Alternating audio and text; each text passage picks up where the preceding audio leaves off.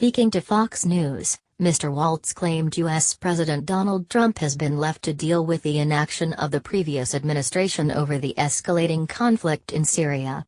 The American veteran added, "It was time military force was used against the Assad regime to stop the ongoing massacre of Syrian civilians and suggested a strike could avoid Russian assets in the country." He said, "This president understands two things. 1. Inaction has consequences and we are bearing now the consequences, and he's having to deal with the inaction of the last 8 years under President Obama that's allowed the problem to get this bad.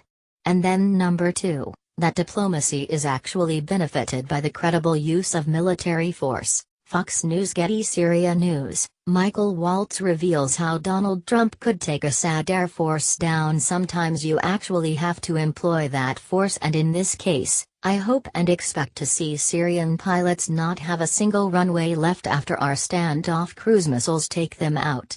Enough is enough. We can parcel the attack away from Russian assets where they put very sophisticated Russian anti-defense missile systems and take down Assad's Air Force once and for all." Mr. Trump promised new, smart U.S. missiles are going to strike the gas-killing animal in Syria after a suspected Syrian poison gas attack killed at least 60 people and injured more than 1,000 others on Saturday, the U.S. president tweeted. "Russia vows to shoot down any and all missiles fired at Syria. Get ready, Russia, because they will be coming. Nice and new and smart!" You shouldn't be partners with a gas-killing animal who kills his people and enjoys it.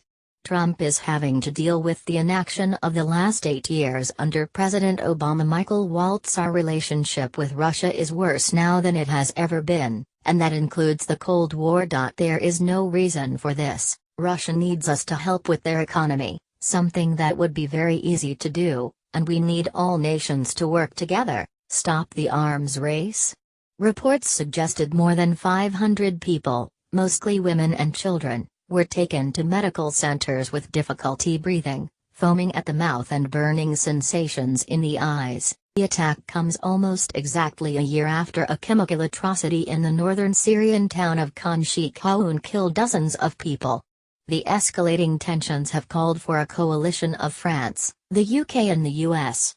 The French embassy in the UK, conveying Emmanuel Macron's statement, tweeted, "We are continuing to exchange technical and strategic information with our allies in order to define our reaction, which will occur in the coming days. We are stepping up our diplomatic action on the prohibition of chemical weapons. We are mounting a relief effort for civilians to open up humanitarian access, with the UN and NGOs on the ground.